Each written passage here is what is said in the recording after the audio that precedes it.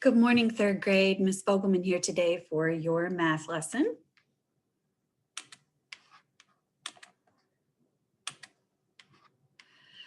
Okay, let me get our slides pulled up. Today is December the 7th, and we are talking about shapes and perimeter again today. Our learning target today is that the student will use the following vocabulary to describe a shape.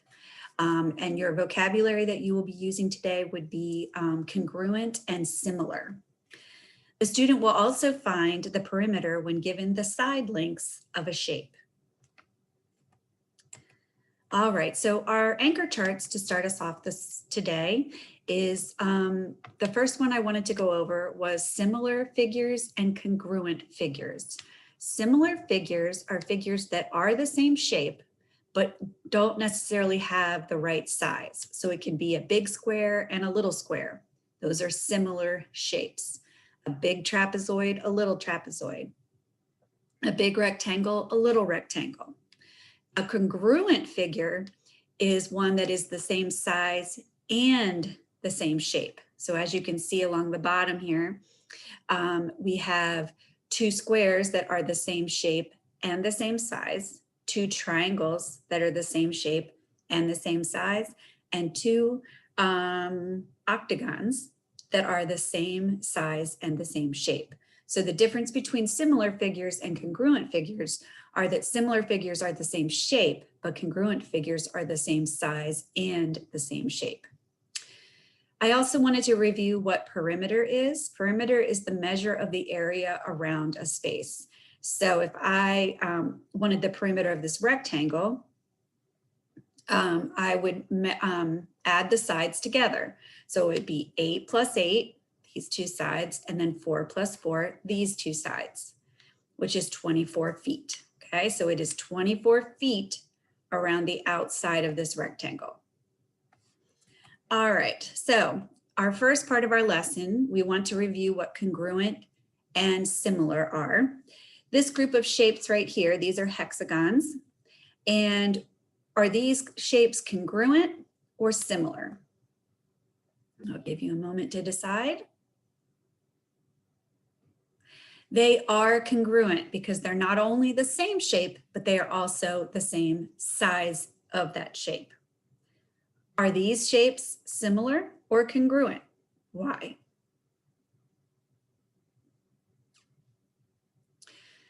These two shapes are similar but not congruent, meaning that they are the same shape, but they are not the same size. So they can be similar, but they cannot be congruent.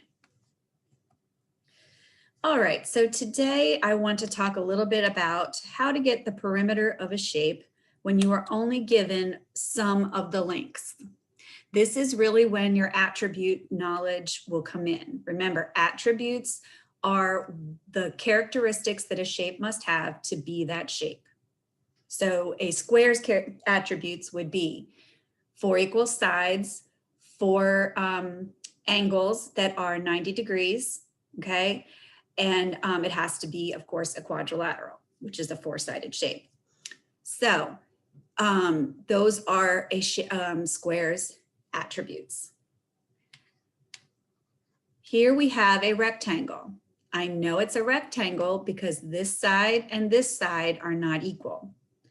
I also know that if this side is 2 kilometers, this side must be 2 kilometers because in a rectangle, opposite sides are equal. So if this one is 3 kilometers, this one has to be 3 kilometers. Okay. So I know right away that this is a rectangle and I know the other two side shapes or other two sides lengths because opposite sides are equal. So now all I have to do is do the perimeter problem, and that would be 3 plus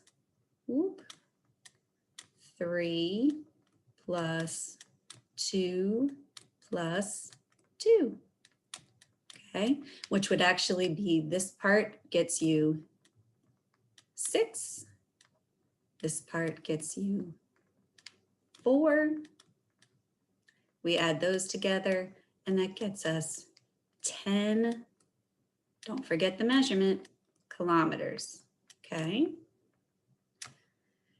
So over here, we have only one side that we know.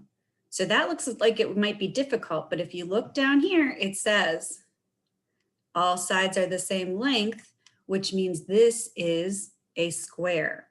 Remember, we cannot assume it's a square just by looking at it, okay? We have to be told it's a square, or we have to have measurements that prove it's a square. We can't just look at it and say, oh, that looks like a square, because sometimes it's not. Okay, so in a square, all sides are the same length. Okay, so all we have to do is 4 plus 4 plus 4 plus 4, which is 16 kilometers. Okay, so really at first these problems look like they might be troublesome, but if you think about the attributes of the shape that the measurements are on, then you can easily figure out the answer. All right, let's go on to the next slide. Okay, you have a Google form in the virtual slides. Make sure you do that today. And just remember, in closure, I wanted to ask you, how can using a shape's attributes help us define the perimeter of the shape? Remember, if you know the attributes of the shape, you can easily understand whether all the sides are equal, whether opposite sides are equal, etc., because that will help you then to use the measurements that you are given to help you find the measurements you are not given. All right, have a great day.